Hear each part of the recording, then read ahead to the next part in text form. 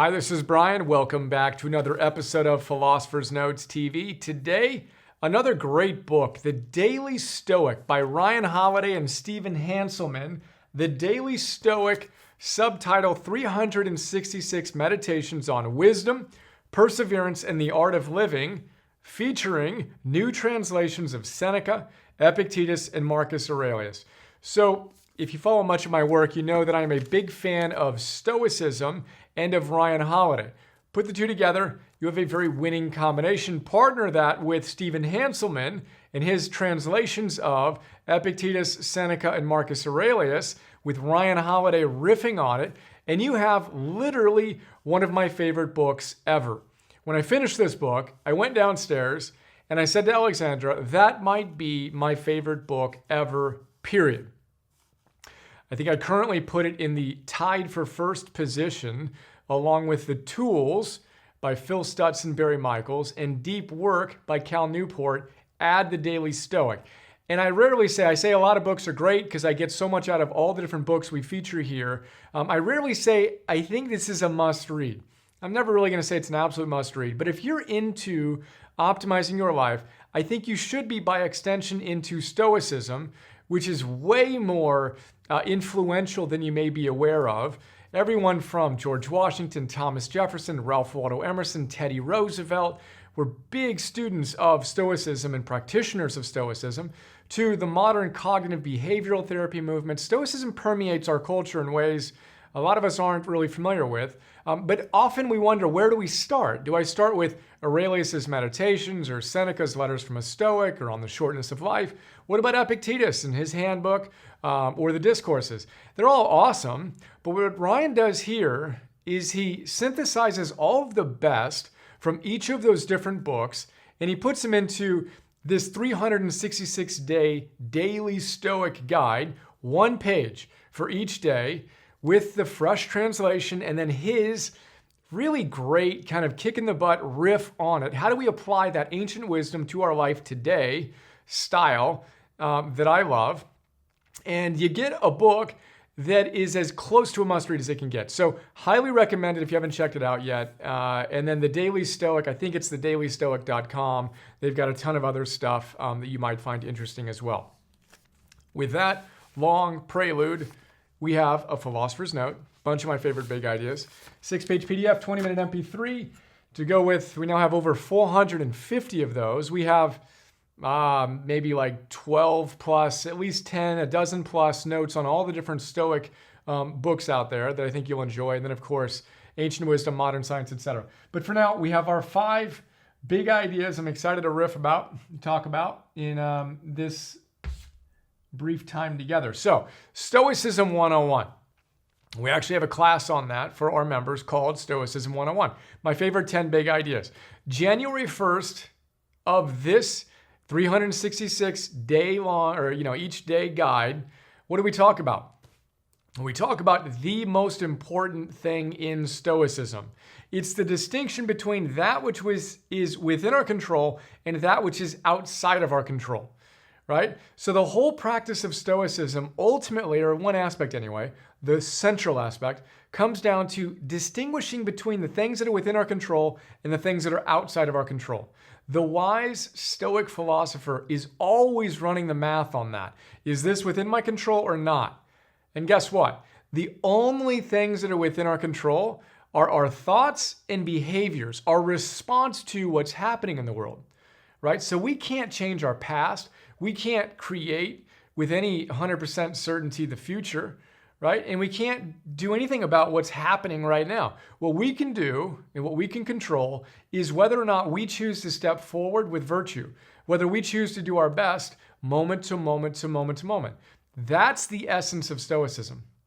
And it's reflected in the Serenity Prayer, right? So the Serenity Prayer goes something like, God, grant me the serenity to accept the things I cannot change, and the courage to change the things I can, and the wisdom to know the difference.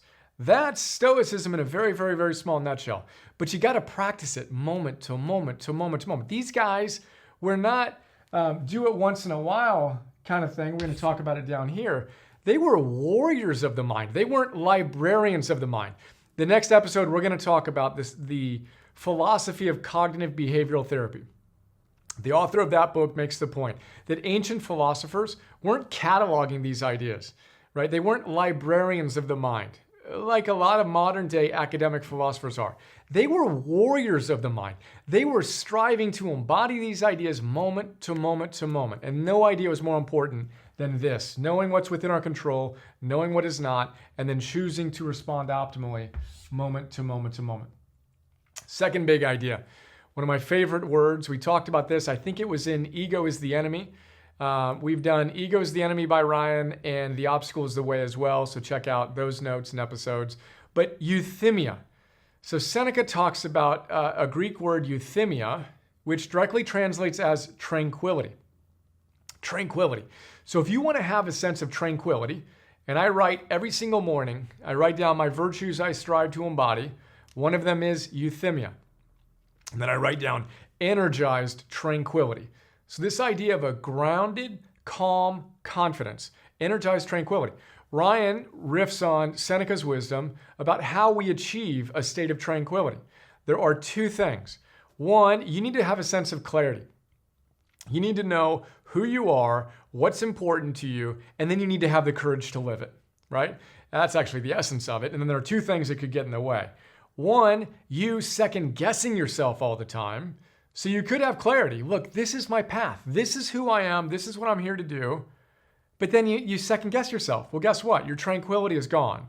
You're not tranquil, you're anxious. Or you can constantly compare yourself to other people, right? So you can say, this is my path, but wait, so-and-so is doing that, and this person's doing that. How come I'm not doing that? I'm not keeping up with them, right? And Ryan goes off on this, but we want to ignore what other people are doing. Don't second guess ourselves every 5 seconds. Stay on our path. Of course, it will evolve, but have that confidence, the clarity and the courage and the confidence to step forward. That's the essence of tranquility.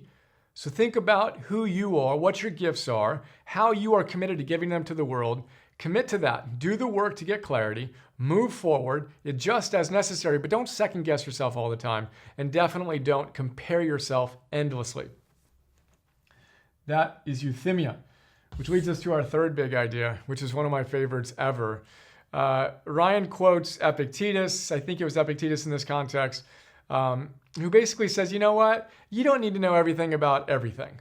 The philosophers' main thing was their mind and their consciousness and whether or not they were living with virtue.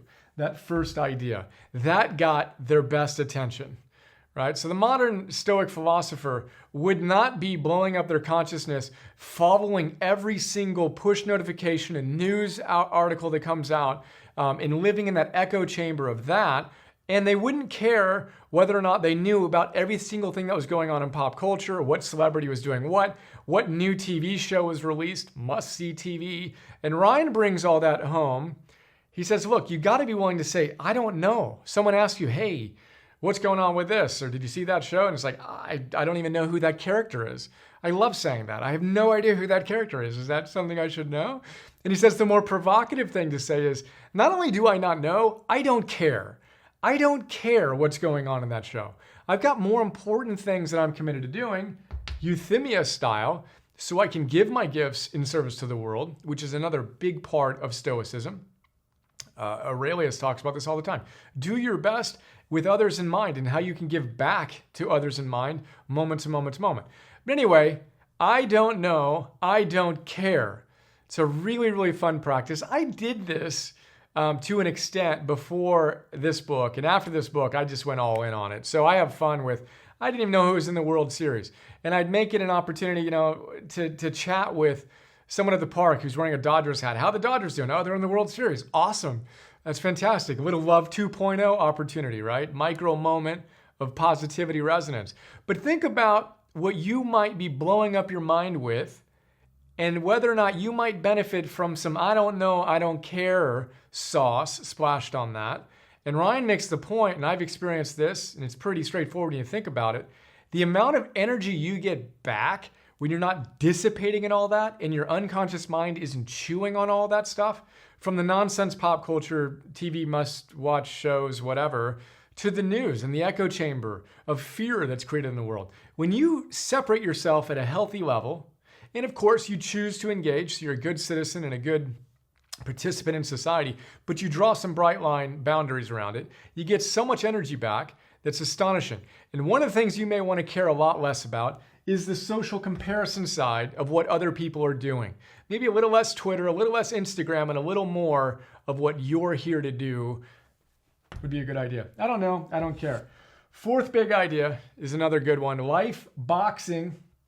So Ryan shares an Epictetus quote here as well. And Epictetus was an old school, intense teacher. He was a former slave who then became freed, and then he became a prominent Stoic philosopher. So he had a school where a lot of the young kind of nobility came to train. And he was a super intense guy. You check out this book for more on his wisdom. And he was the greatest influence on Marcus Aurelius. So what's interesting is that a Roman emperor philosopher learned from a former Roman slave the philosophy that he practiced unbelievably diligently, right? Then we have Seneca, the third Stoic, who was the era's greatest playwright. He was a power broker, one of the wealthiest people in Rome. Fascinating trio, right? Anyway, so they used metaphors around fighting.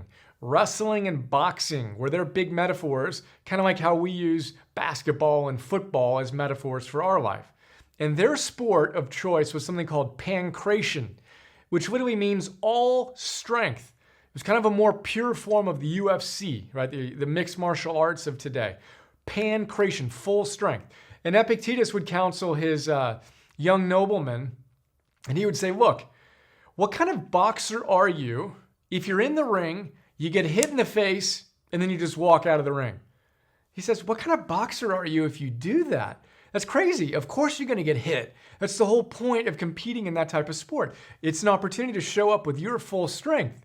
And if you walk out of the ring, that actually doesn't have any consequence. But if you get hit in life, which is inevitable, the same way you're going to get hit if you're in a boxing ring, and you walk out of life and you give up, then what kind of boxer are you, right? And he says, most importantly, what are you training for? The whole point of your training, if you're a boxer or a wrestler or whatever, or a human being, is to be able to deal with a really strong opponent. That's the whole point. You want the best opponent you can get. You want life to challenge you. You set big, aggressive, exciting goals that are challenging yet doable and meaningful, knowing you're going to have challenges, knowing it's going to force you to rise to your absolute best. So when you get hit, what kind of boxer are you to walk out? The whole point of these philosopher's notes and the optimal living classes and all the other work you do to optimize your life is to be able to deal with life's challenges. We've got to remember that, right? This is why you train. That's what you want to say when you face a challenge. Rub your hands together and say, what's the tool and the weapon I need to bring to this battle right now? Remember, this is about being a warrior of the mind, not a librarian. Be a good life boxer. And then the fifth big idea is acquiescence. So the Stoics had a couple of practices. We'll talk more about what they call the reserve clause in the next episode. We're going to do 2 more episodes in a row on Stoicism. The next one we'll talk about the reserve clause, which is basically before a Stoic does anything, they say, yeah, I want to do this. That's my target. And I'll do it unless something else intervenes. They always know that the outcome is not within their control. They call that the reserve clause. Yes, Epictetus or Socrates would say. Let's use Epictetus or Zeno, the founder of Stoicism, who actually arrived in Athens via a shipwreck. Yeah, I'll do that. I'll sail from here to there unless the ship crashes, unless a storm takes us off track. There's a reserve clause involved, right? So they're never attached to it. Then the second thing is what they call the art of acquiescence. They acquiesce to reality. They don't fight reality. So if a storm arises while they're at sea, or they get hit in the face when they're in the boxing ring, they don't moan about that and say, oh, why is that happening? They acquiesce to it. They roll with it. And although it was, I don't know how many, 1600 years later or whatever it was, 1800 years later, when Nietzsche wrote Amor fati, love of one's fate, right? That's what Nietzsche said. He says, not only should you accept what happens to you via acquiescence, as the Stoics would say, you should love it. You should love your fate. Act as if you wanted that to happen, basically, right? Like you scripted this negative thing so you can rise up to it. Amor fati, Nietzsche said. And anytime you try to get rid of something in your life, you just got rid of all of your power. So the art of acquiescence is, again, remembering rule number 1, which is the only thing you have control over is your response to the situation. So you want to love what is, as Byron Katie would say, and make the most of what is, right? Art of acquiescence. So think about anything in your life that you might be fighting, and think about if you can look at the lesson in that, use it to get a little bit stronger. Ryan wrote a whole book on that called The Obstacle is the Way, and quit fighting reality and find a way to acquiesce, love it, and make the most of it. As you become an even more skilled life boxer, the last episode we did was on Darren Hardy's entrepreneurial roller coaster. That one was all about knocked down. Well, of course you're going to get knocked down doing anything, but see how quickly you can get back up. He used to get knocked down for 2 weeks. Then he could get back up in 2 days. Then he can get back up in 2 hours, then 20 minutes, then 2 minutes, right? That's what we want to do. Become better and better. Rub our hands together at challenges rather than run out of the ring. Train ourselves to say, I don't know, and you know what? I don't care about everything that's going on in the world. I'll stay reasonably connected, but I'm so focused on doing what I'm here to do that I'm going to unplug and disconnect, unsubscribe from a lot of the nonsense. And in the process, I'm going to have a lot more euthymia, tranquility. I'm clear on what I'm here to do. I'm not second guessing myself. I'm not constantly comparing myself to other people. And I have, as a result, tranquility, unbelievably beautiful virtue, energized, grounded, tranquility. And then finally, Stoicism 101. January 1st of this 366-day manual on the art of living with more wisdom and perseverance, etc., is to know what's within your control and what's not. Some things you can change, other things you can't. We want to get really wise in knowing the difference and practicing living with virtue, doing our best, influencing our thoughts and our behaviors to the greatest extent, and letting the rest flow as it will. That is a quick look. The Daily Stoic, as I said, absolutely love it. I think you will too. Hope you enjoyed, and I hope you have another awesome day. See you. Isn't it a bit odd that we went from math to science to history, but somehow missed the class on how to live? For some wacky reason, Optimal Living 101 never made the schedule. Of course, it's too late to go back and change that, and you're too busy to read full-time to catch up. But if you're like us, you're all about optimizing your life so you can actualize your potential. So imagine this. Imagine having someone read the best books on how to optimize your life and pull out the big ideas that can really change your life. You know, those sections you underline and asterisk and mark all out. Then imagine that guy, me, connecting those awesome ideas to other great books and helping you actually apply the wisdom to your life today.